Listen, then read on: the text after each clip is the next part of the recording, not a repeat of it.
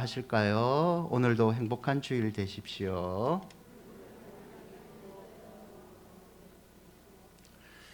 여러분, 휴가철이 다가오지 않습니까? 그래서 제가 재미있는 곳 하나를 소개해 드릴게요. 사진 하나 보여주실래요?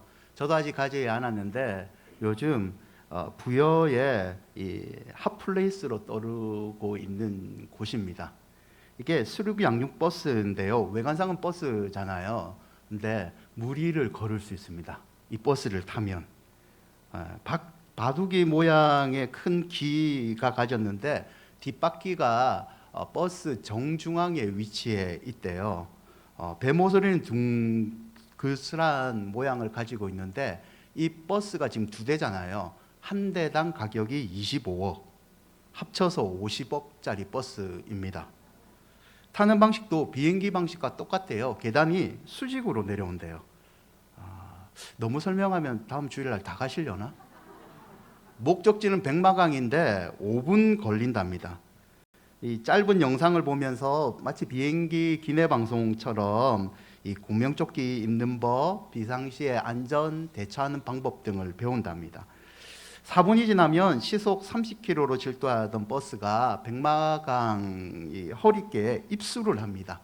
수상 속도는 18km, 높이가 3.7m인 버스가 물에 입수한 다음에 1.2m 정도 잠겨 운행을 한답니다.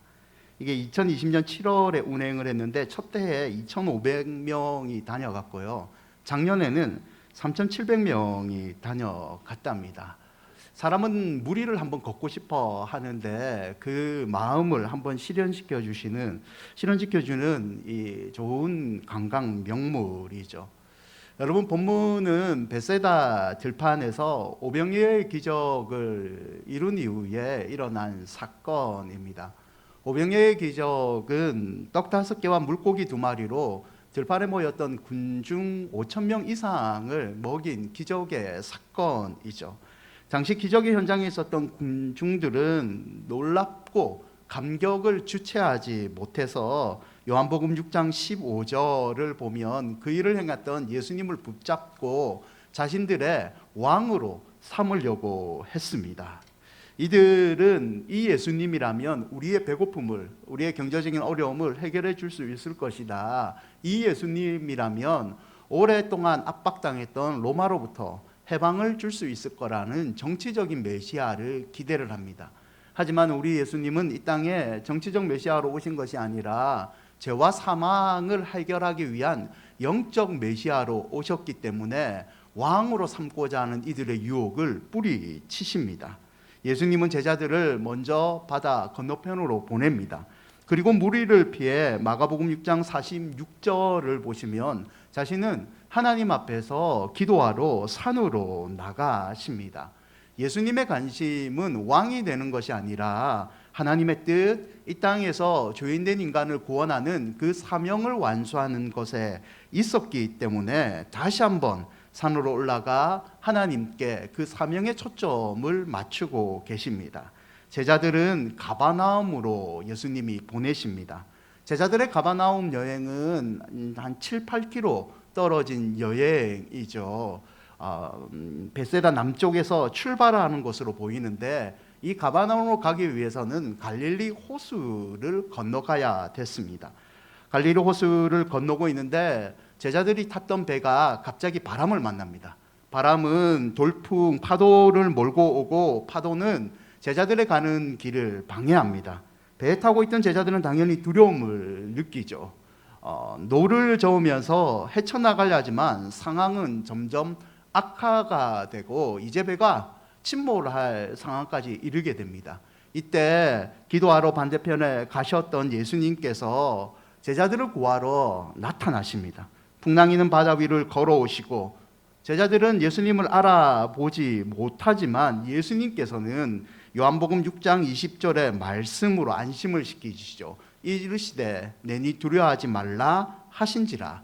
예수님은 제자들이 탔던 배에 오르시고 마음을 안정시킨 다음에 바람과 파도를 잠잠케 하십니다. 소위 무리를 걷는 기적이라고 불리는 이 사건은 예수님께서 무리를 걸으시고 파도를 잠잠케 하는 신적 능력을 보여주심으로 자신이 하나님의 아들임을 보여준 사건입니다. 또한 이 사건은 이 시대를 살아가는 우리에게 하나님의 아들이신 예수님이 인생의 풍랑에 빠져있는 우리들을 구원할 수 있는 능력의 분임을 보여주고 있습니다. 오늘 예배 중에 하나님의 은혜를 사모하고 나오셨다면 하나님의 아들 예수 그리스도를 다시 마음의 주인으로 삼는 여러분이 되시기를 바랍니다. 그분께서 풍랑에서 허덕이는 우리를 구원해 주실 줄 믿습니다.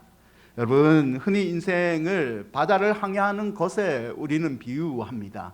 바다를 항해할 때 가장 중요한 것은 바람입니다. 인생에 순풍만 불면 너무 좋겠지만 인생에는요, 역풍도 부를 때가 많습니다. 그래서 인생 항해가 어려운 것 아닙니까? 본문의 사건은 제자들이 지어낸 얘기, 후대의 사람들이 지어낸 소설이 아닙니다. 실제 있었던 이야기이죠. 제자들 중에요, 여러 명은 어부 출신입니다. 기술도 있고 경험이 많았죠. 그럼에도 불구하고 갑자기 돌풍이 불어왔을 때 꼼짝없이 그들은 괴로움을 당합니다. 갈릴리 바다라고 불리는 곳은 호수예요. 가로 13km, 세로 21km, 하도 커서 바다로 불리는 곳이죠.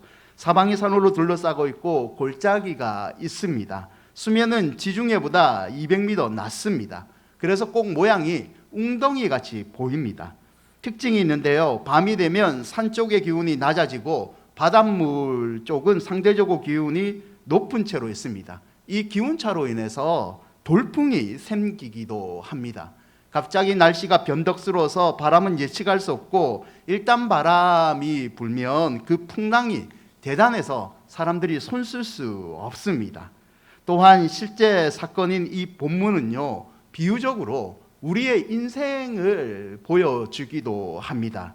이 사건은 마태복음 14장과 마가복음 6장에도 동일하게 기록되어 있는데요, 마태복음 14장 24절에 이런 말씀이 있습니다. 배가 이미 육지에서 수리나 떠나서 바람이 거스림으로 물결로 말미암아 고난을 당하더라. 파도로 인해서 위험을 겪었던 제자들의 상황이 인생의 풍랑을 겪는 고난을 당하는 우리 인생을 비유적으로 교훈하고 있는 사건이기도 합니다. 그래서 이 본문이 주는 교훈 첫 번째는요, 고난은 누구에게나 닥쳐온다이죠. 베테랑 어부라고 해서 바람을 여러분 비껴가지 못합니다. 초보자에게도, 베테랑에게도, 목사에게도, 장로에게도, 권사에게도, 집사에게도, 대통령에게도 인생의 풍랑의 바람은 사정없이 불어온다는 겁니다. 인생의 바다를 항해할 때 이 고난을 비껴갈 수 있는 사람은 아무도 없다라는 뜻이죠. 남보기에 체면이 있고 굳이 밝힐 필요가 없어서 내가 웃고 다닐 것뿐이지 내 속은 고난으로 가득 차 있다는 말입니다. 잠시 지금 고난이 없다고 하더라도요, 과거에 고난이 있을 수도 있었고 앞으로 살아갈 미래에 풍랑과 같은 고난이 우리 삶 가운데 있다는 말입니다. 두 번째, 고난은 시도 때도 없이 우리에게 찾아옵니다. 요한복음 6장 17절을 보시면 배를 타고 바다를 건너 가버나움으로 가는데 라고 기록되어 있죠. 여러분, 제자들은 대부분은 어부 출신들이 있습니다. 여러분이 잘 아는 베드로도 어부 출신이잖아요. 이들은 갈릴리 바닷가에서 하도 배를 많이 타다서 언제 운항해야 되는지를 잘 아는 사람들입니다. 요한복음 말씀을 근거로 하면 어부 출신 제자들이 판단을 했습니다. 지금 갈릴리 바다를 건넜을 때는 문제가 없을 것이다. 만약에 큰 바람이 불 것을 확신했다면, 경험으로 느꼈다면 그들은 출항하지 않았을 겁니다. 그런데 갑자기 바람이 불어닥치고 위기를 당한 겁니다. 사랑하면 동일하게 인생의 고난은요, 예고 없이 찾아옵니다. 우리가 아무리 철저하게 준비해도 고난은요, 철저하게 준비한 것을 능히 뛰어넘고 뚫어버리고 우리에게 생각지 못한 때에, 생각지 못한 장소에 찾아오는 것이죠. 세 번째로 고난은 믿음과 상관이 없습니다. 마태복음 14장 22절을 보면 예수께서 즉시 제자들을 재촉하사 자기를 무리를 보내는 동안에 배를 타고 앞서 건너편으로 가게 하시고, 제자들이 가버나움으로 간 것, 갈릴리 호수에서 배를 타고 떠나려고 했던 것은요, 제자들의 의지이기보다는 예수께서 제자들을 재촉하사 예수님의 명령이었습니다. 제자들은 말씀에 순종했을 뿐입니다. 믿음을 어떻게 보면 잘 지켰죠. 그런데 고난을 당한 것입니다. 여러분, 고난 당하는 것은요, 내 믿음이 좋지 않고 내가 죄를 지어서 고난을 당하는 것은 아닙니다. 죄가 없어도 얼마든지 고난을 받을 수 있다는 말이죠. 대표적인 예가 욥인데요. 욥기 1장 1절을 보시면 우스 땅의 욥을 소개할 때 온전하고 정직하여 하나님을 경외하며 악에서 떠난 자더라. 하나님과 사람들 앞에서 그 믿음을 칭찬받는 사람이 욥이었습니다. 하지만 그에게 예고 없이 고난은 찾아옵니다. 그의 믿음과 상관없이, 경외했던 그의 마음과 상관없이 고난은 찾아와서 재산을 잃어버리고 자식을 잃어버리고 모든 것을 다 잃은 채 병을 얻게 됩니다. 여러분, 믿음 생활 잘해도 고난을 당할 수 있다는 좋은 성경의 예 아닙니까? 중요한 것은 고난은 누구나 당하지만 성도는 고난을 극복하고 승리할 줄 믿습니다. 고린도전서 10장 13절인데요. 사람이 감당할 시험 밖에는 너희가 당할 것이 없나니 오직 하나님은 미쁘사 너희가 감당하지 못할 시험 당함을 허락하지 아니하시고 시험 당할 쯤에 또한 피할 길을 내사 너희로 능히 감당하게 하시느니라. 사랑하는 여러분, 그러므로 고난 당할 때는요, 자기 스스로를 정죄하지 마십시오. 여러분이 죄가 있어서 고난을 당하는 것이 아니죠. 고난 때문에 우리를 더욱 괴롭게 하는 것은요, 여러분, 이런 마음 때문에 아닙니까? 혹시 내 마음이 불편해서 이 고난이 왔다고 생각한다면, 꺼리낌이 있다면 즉시 긍휼의 하나님께 회개 기도하시면 됩니다. 그러면 깨끗해집니다. 자꾸 그런 생각을 반복하다 보면 내가 원치 않는 사단의 유혹에 빠져서 더 고난을 받게 되는 거죠. 베드로전서 4장 12절과 13절에 베드로가 이와 같은 상황에 권면을 하는데요, 함께 한번 읽어볼까요? 사랑하는 자들아, 너희를 연단하려고 오늘 불시험을 이상한 일 당하는 것 같이 이상히 여기지 말고 오히려 너희가 그리스도의 고난에 참여하는 것으로 즐거워하라. 이는 그의 영광을 나타내실 때에 너희로 즐거워하고 기뻐하게 하려 합니다. 고난을 당하면 너희 죄와 상관없으니까 너희의 믿음의 성숙을 위한 하나님의 뜻으로 고난이 올 때도 있다. 그러니 고난을 당할 때 괴로워하지 말고 오히려 이걸 통해 나의 믿음과 큰 축복을 주실 하나님을 기대하면서 즐거워하라. 사랑하는 여러분, 이 베드로의 권면이 여러분 마음에 다가오기를 축원드립니다. 고난을 당하면 나 때문에 고난이 일어났다, 내 죄가 커서 그렇다, 스스로를 정죄하지 마시고 고난을 통해 믿음이 성장하시기를 축원드립니다. 제자들이 한참 고난을 당했을 때 예수님이 무리를 걸어오십니다. 그런데 이 제자들은요, 무리를 걸어오시는 예수님을 보고 어떻게 반응하냐면 요한복음 6장 19절을 보시면 예수께서 바다 위로 걸어 배에 가까이 오심을 보고 두려워하거늘 표현하고 있습니다. 예수님을 알아보지 못하고 그들은 두려워하고 있습니다. 여러분, 이 사건 이전에 벳세다에 이들은 있었다고 얘기를 드렸습니다. 벳세다에서 오병이어의 기적을 체험한 사람들입니다. 그럼에도 불구하고 이들은 기적을 행하셨던 예수님을 알아보지 못하고 두려워합니다. 심지어는요, 마태복음 8장 26절과 27절을 보면 이 사건 이전에 이들은요, 비슷한 사건을 경험한 적이 있습니다.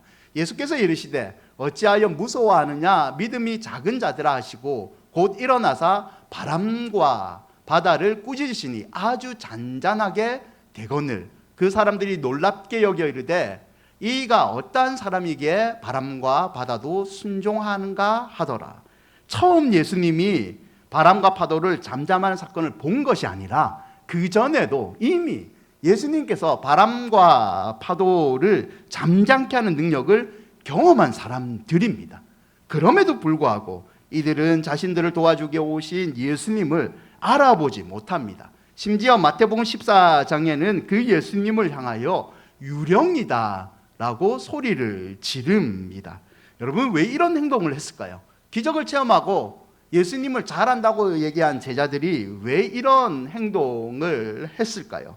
여러분, 당시 유대인들은 바다에는 악한 영들이 산다라고 생각을 했답니다.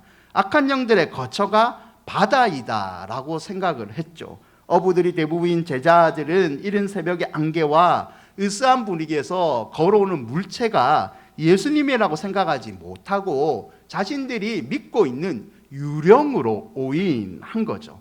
여러분, 하지만 단순히 이 이유보다 더 큰 이유가 원인이 있습니다. 마가복음 6장 52절을 한번 보실래요? 함께 한번 읽어볼까요? 이는 그들이 그 떡 대신 이를 깨닫지 못하고 도리어 그 마음이 둔하여졌습니다. 떡 대신 일, 오병이의 기적을 행한 것을 진짜 그 이유를 깨닫지 못하고 그 마음이 둔하여져서 완전한 신앙, 예수님에 관해서 잘못 알고 있었기 때문에 유령으로 오인하는 두려움이 그들 마음 가운데 생겼다라고 마가는 지적하고 있습니다. 여러분, 문제를 보는 시각이 바뀌면 문제가 해결됩니다. 인생의 풍랑을 만나면 혼자 내가 이기겠다는 생각보다 시각을 바꿔서 우리의 믿음을 점검해 볼 필요가 있습니다. 누가 인생의 풍랑을 이기게 하는지, 우리의 이 인생의 풍랑을 이기게 하시는 분은 누구인지 그걸 먼저 점검하고 믿음이 다시 생기면 인생의 풍랑을 넉넉히 이길 수 있는 거죠. 사랑하는 여러분, 믿음은요, 예수님을 바로 알고 의지하는 겁니다.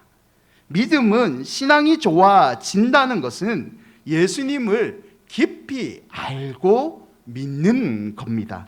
예수님이 누구인지 어떤 분인지 잘 모르고 내가 필요한 예수님만 믿게 된다면 제자들처럼 예수님이 우리를 도와주시기에 오심에도 불구하고 우리는 유령이다, 두렵다, 예수님 멀리 가십시오 라고 믿는 불신앙의 모습을 가질 수 있는 거죠. 예수님은 두려워 떠는 제자들에게 내니 두려워하지 말라, 나다, 걱정하지 말라라고 말씀하십니다. 이 문구는요, 마치 출애굽기 3장 14절에 모세에게 나타나신 하나님이 썼던 어법과 비슷한데요, 하나님이 모세에게 이르시되 나는 스스로 있는 자니라 라고 밝히십니다. 예수님도 지금 제자들에게 내니 두려워하지 말라, 내가 누구인지 너희들이 정확하게 안다면, 그것을 믿는다면 너희들은 이 두려움을 이길 수 있다라고 가르쳐 주십니다. 사랑하는 여러분, 예수님을 바로 알고 바로 믿기를 축원드립니다. 그 예수님이 우리를 인생의 풍랑에서 건져 주십니다. 그럼 예수님은 어떤 분이실까요? 첫 번째는요, 예수님은 전능하신 분입니다. 마태복음 14장 33절인데요. 함께 한번 읽어볼까요? 배에 있는 사람들이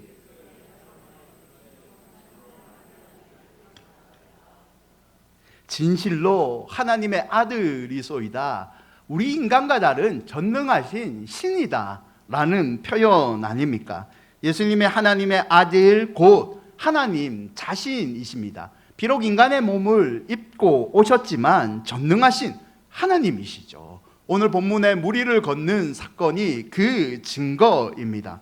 예수님은 파도가 덮치는 위험에 빠진 제자들을 능히 구원하기 주기 위해 이 땅에 오신 전능하신 하나님이십니다. 여러분, 전능하신 예수님은요, 어떤 문제라도 해결할 수 있습니다.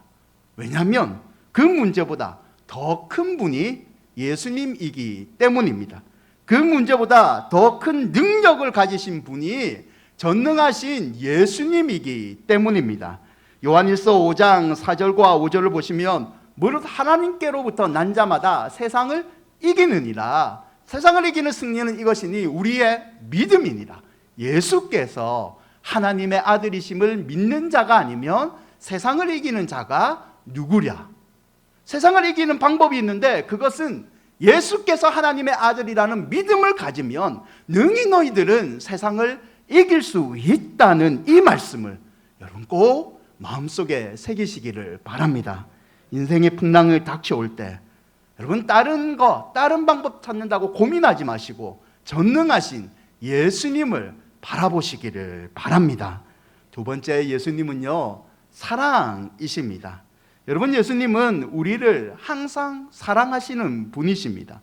마가복음 6장 48절을 보십시오. 제자들은 보내시고 자신은 기도하고 계셨어도 신적 능력을 가진 예수님은 힘겹게 노젓는 제자들의 모습을 보고 계셨다라고 기록하고 있죠. 자신은 비록 기도하고 계시지만 제자들의 사랑은 항상 가지고 계시기 때문에 제자들을 살펴보고 계셨다는 행동 아닙니까?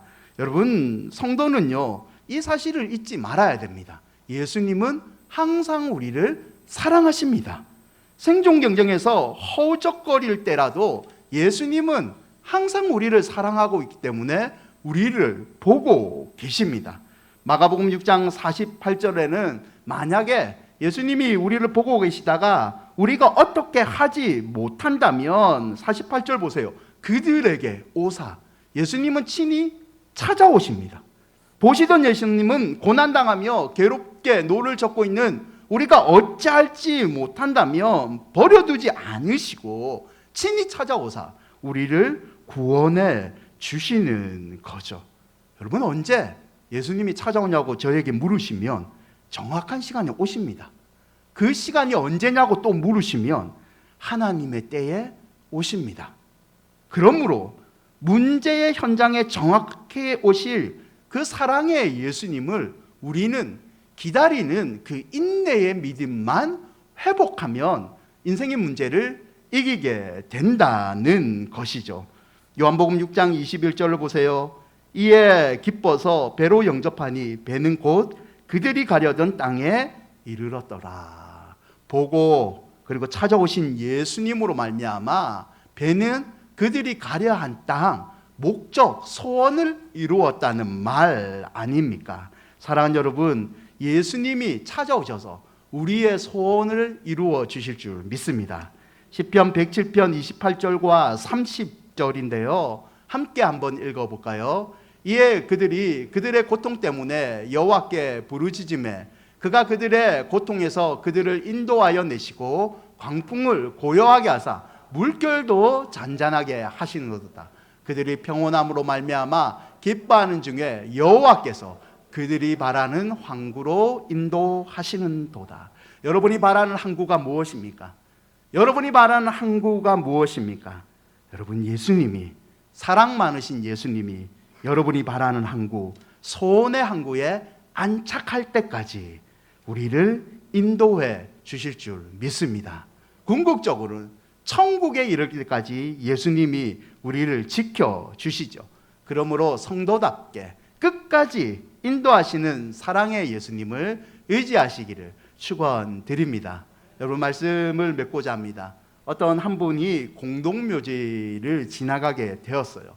마을로 가기 위해서는 이 공동묘지를 꼭 통과해야 됐는데 공동묘지를 지나고 있는데 너무나 밝은 얼굴로 뛰어노는 한 꼬마를 만납니다. 신기해서 물어보죠. 공동묘지 근처인데 너는 무섭지도 않니? 왜 그렇게 웃으면서 뛰어노니? 꼬마는요, 아니요, 나는 무섭지 않아요 하면서 물어보는 이 사람을 이상하게 오히려 쳐다봅니다. 궁금하잖아요. 너는 왜 무섭지 않니? 라고 이 사람이 묻자 꼬마는 활짝 웃으면서 이렇게 말합니다.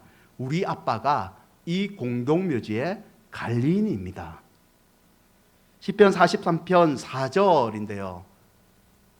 내가 사망의 음침한 골짜기를 다닐지라도 해를 두려워하지 않을 것은 주께서 나와 함께 하심이라. 주의 지팡이와 막대기가 나를 안위하시나이다.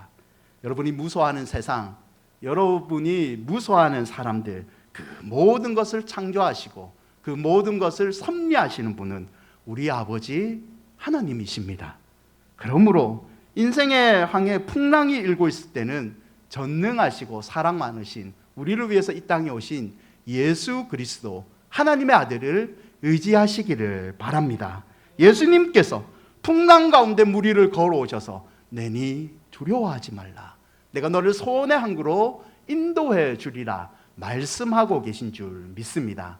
아무쪼록 다음 한 주간도 전능하시고 사랑 많으신 예수님을 의지하여 여러분의 소원의 항구에 안착하는 복을 누리시기를 주의 이름으로 축원드립니다. 우리 찬양하실까요?